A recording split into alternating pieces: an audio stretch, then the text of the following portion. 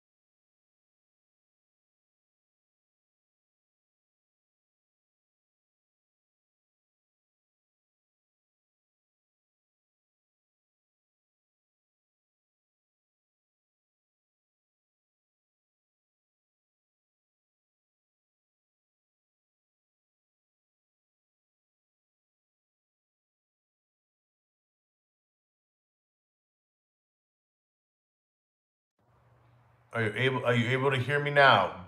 Bread Lord. No, you cannot. Okay.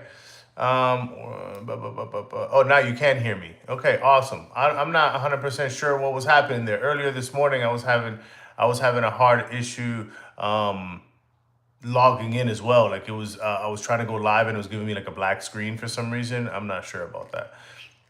But something else that I was trying to touch down on this subject or on this live today also is how things come in threes. It's so crazy, it's so weird, but it happens all the time. I can attest to that myself.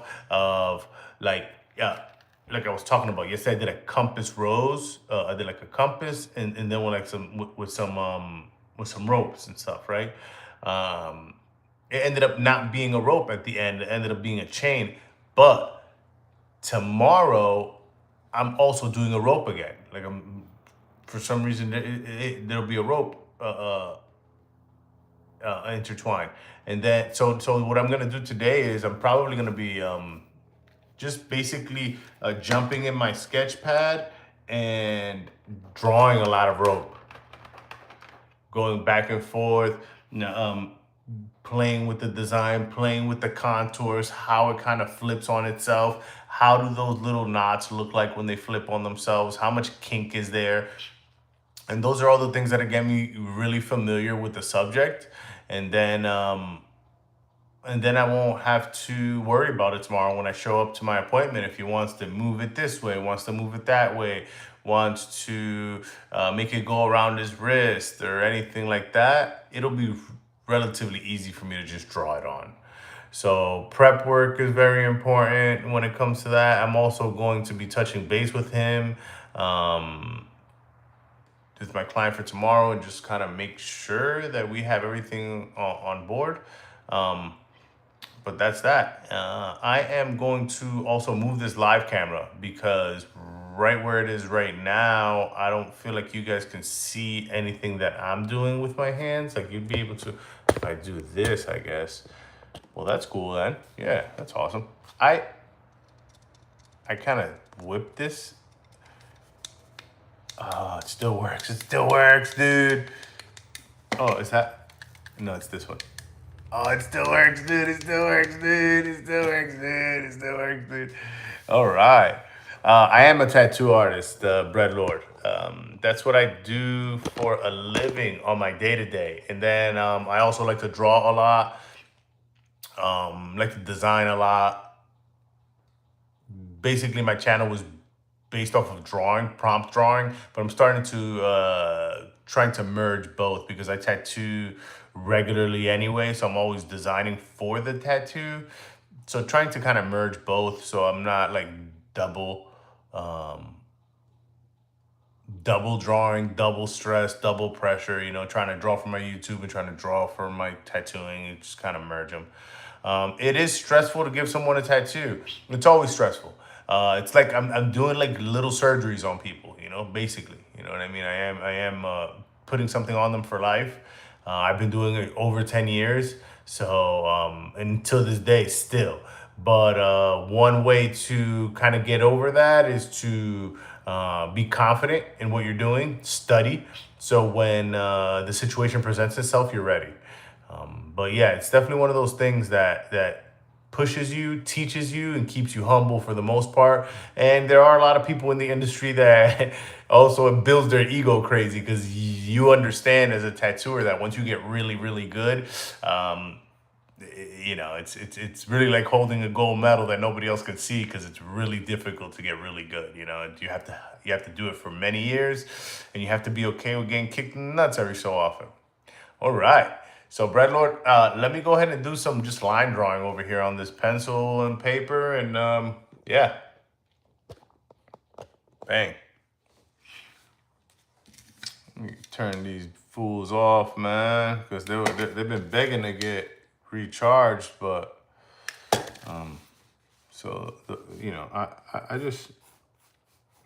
I would just do shapes of what a rope might do.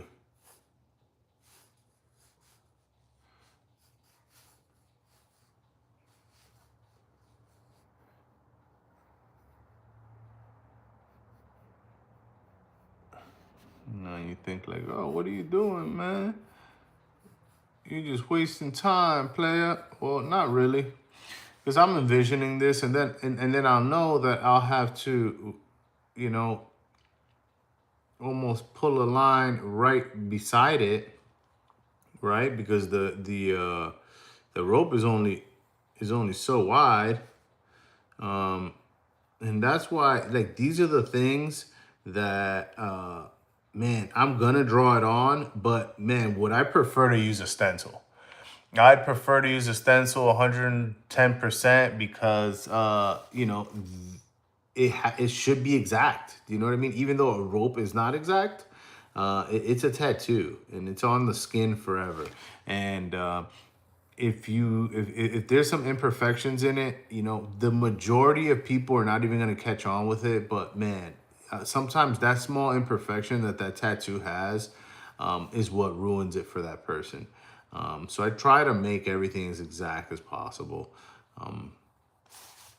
Sometimes it's possible, sometimes it's not, but that's like what I'm shooting for at all times, you know? Trying to be prepared, trying to be able to deliver quality and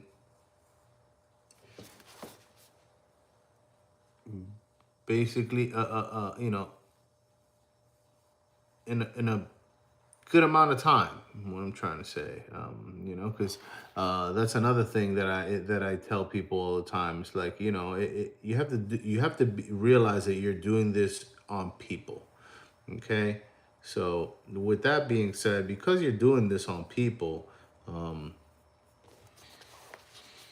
you kind of almost have to put some type of time frame on it, you know, because people can't sit in a tattoo chair for you know, 30 hours. You know, one sit. You can't tattoo for 30 hours one sit. You know, you can do that in a painting, but in in tattooing, people can only sit for so long. And then on top of that, you can only tattoo for so long before you start to get a little burnt out yourself. Um,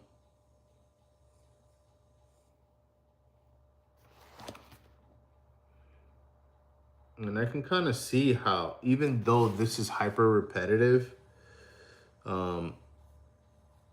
you can kind of get lost in it and make it look like fucking shit. You know what I mean? So I am kind of showing you guys right there. I don't know if you guys can kind of see. You know, I'm just kind of just drawing rope.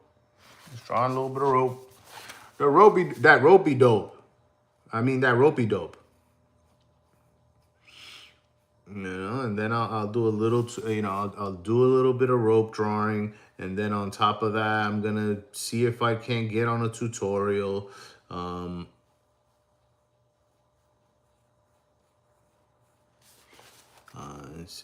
see what are the best ways for me to draw rope.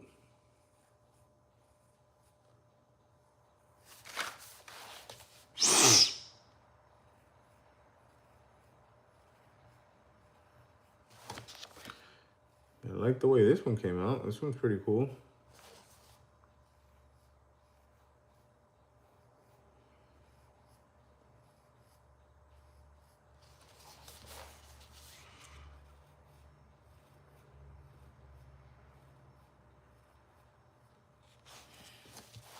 Boom. Rope number one. Right? Not bad, man. Not bad. Then we'll go over here and kind of do this second one.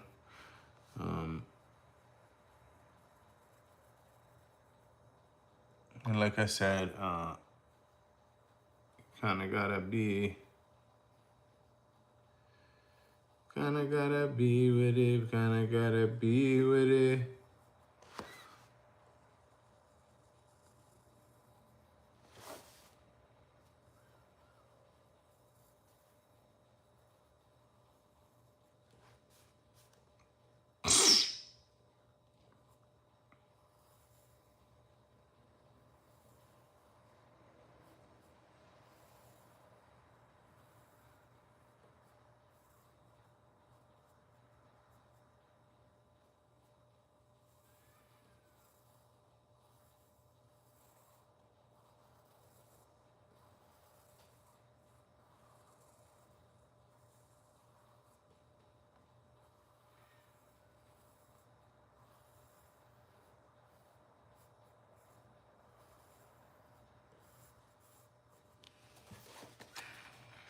Got crazy with this one, huh? Oh, you can't see. It's too light. This one's like, bruh. It's like, bruh.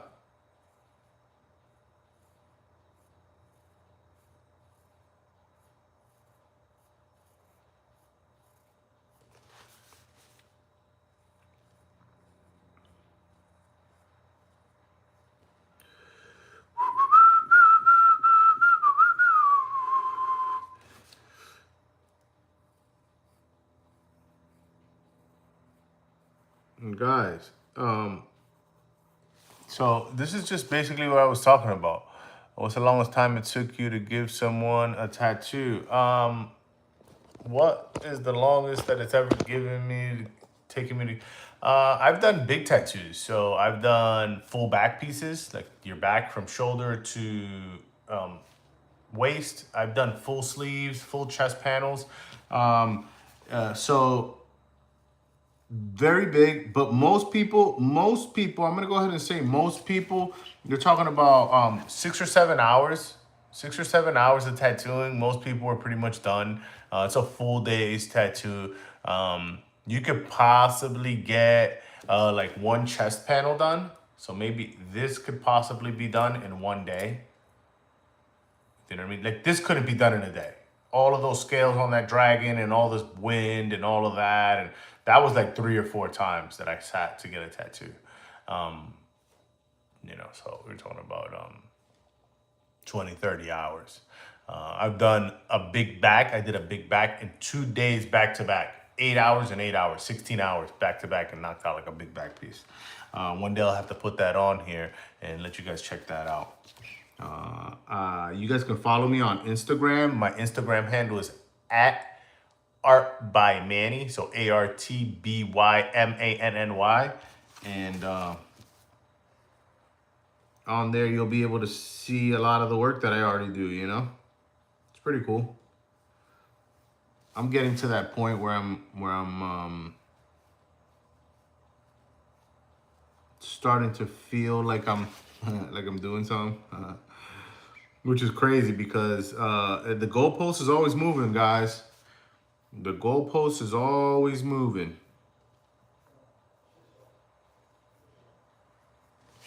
You do, you feel like, there was a time and place where, like, if I felt like I can do like a realistic lion or maybe like a realistic Jesus face or something of that nature, I think that would have been really cool. But those days have come and gone, man, where like nobody even fucking cares about that. Why? Because there's so much better shit getting done out there right now.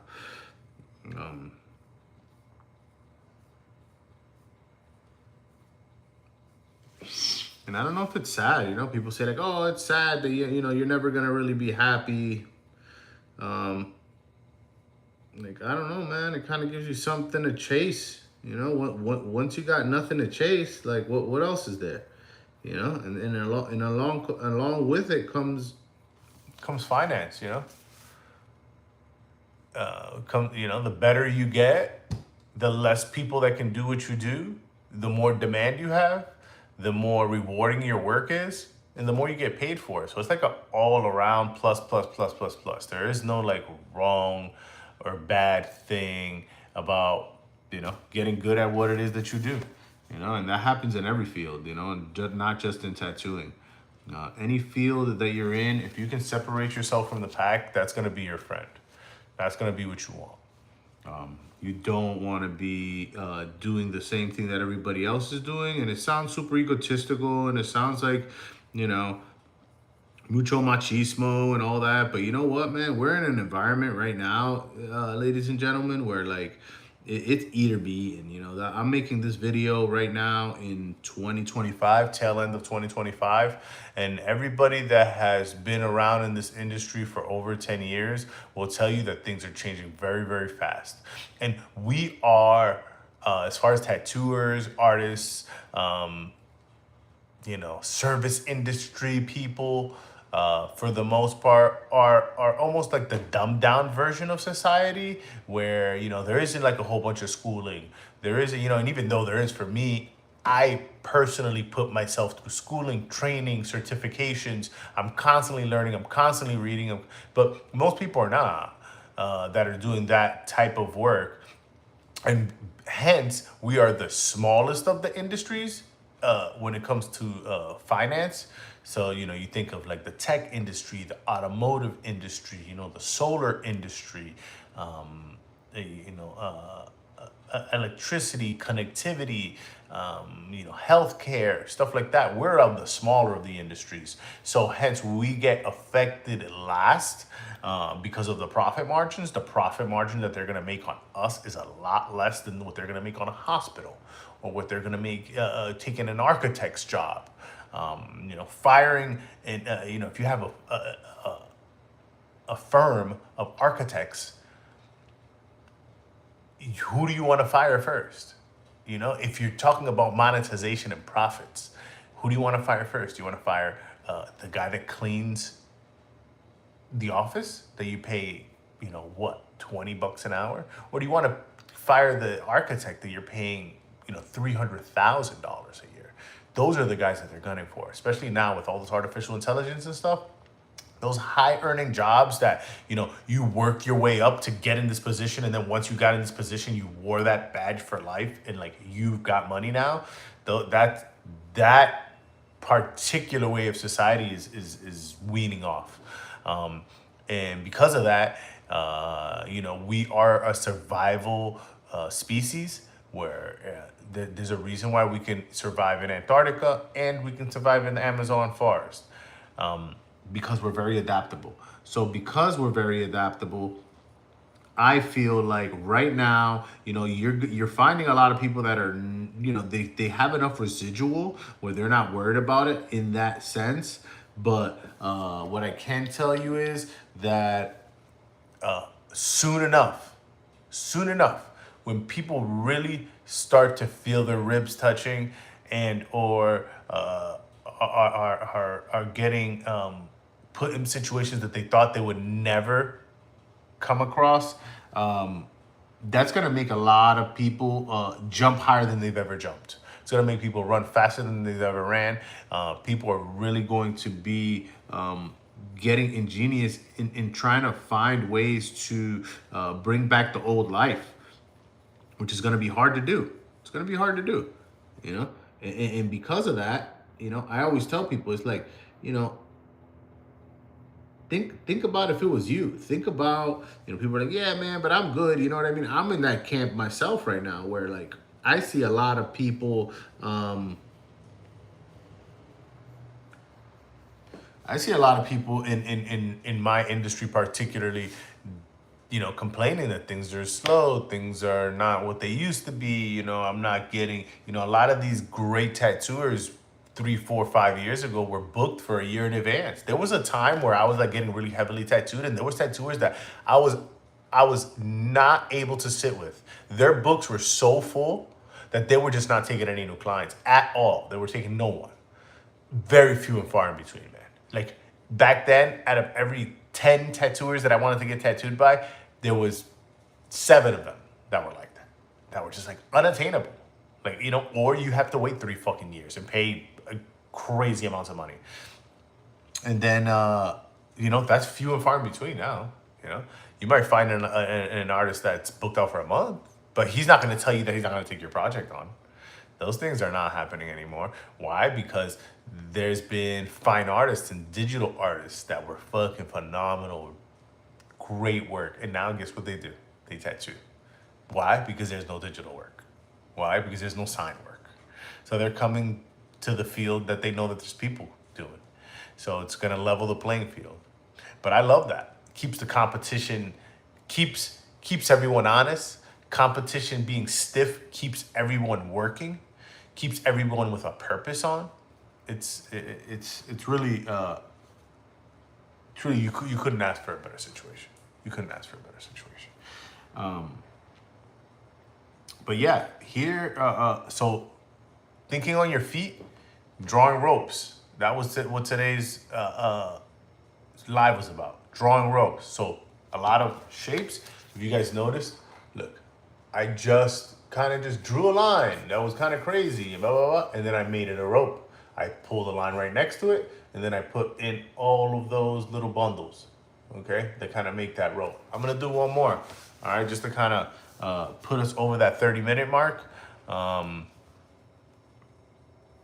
And then I am going to get off of this live and contact my client for tomorrow and make sure that what I'm doing, I'm on the right page. I'm on the right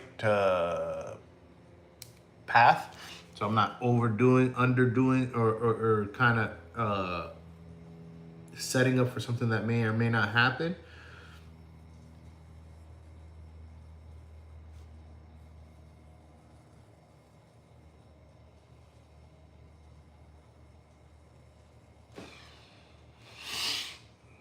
Boom.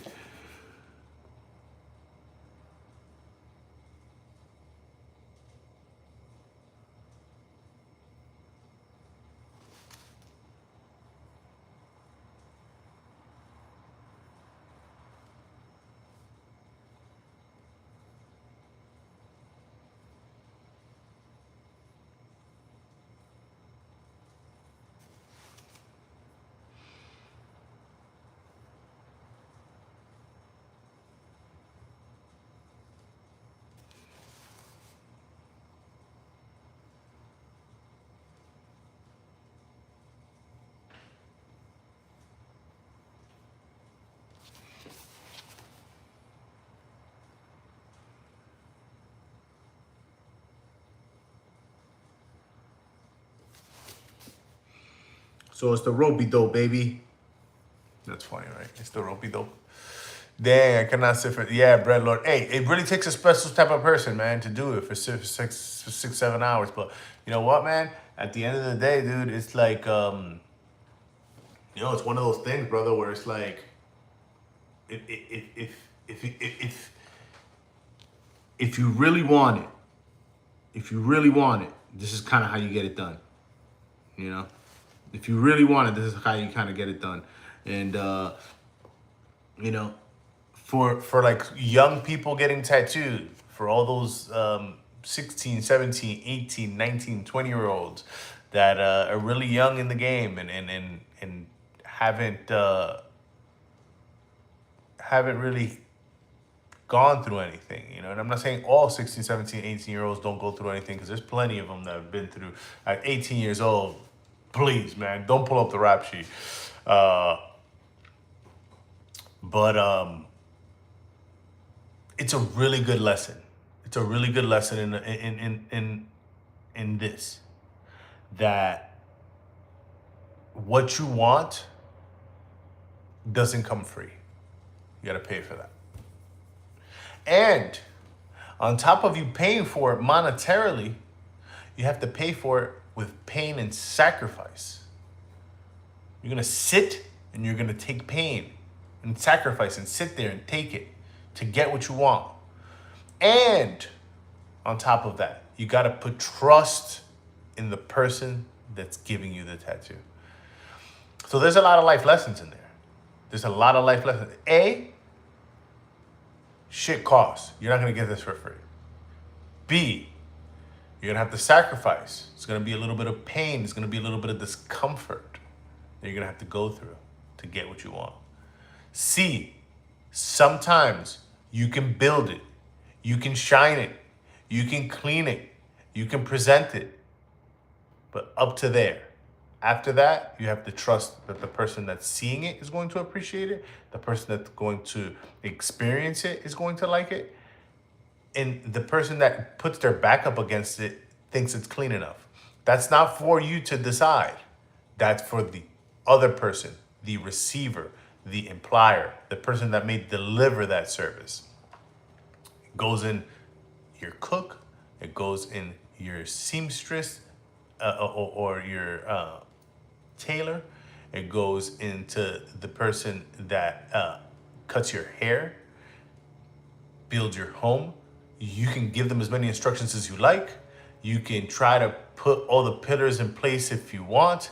there has to be a level of trust, and there has to be a point in time where you let go of the rope. Ah, that all came back, fool. I appreciate you guys very much for checking in. Bread Lord, you were very, very hard in the paint. Well, in the comment section, I appreciate you very much. If you're not following me, please do so.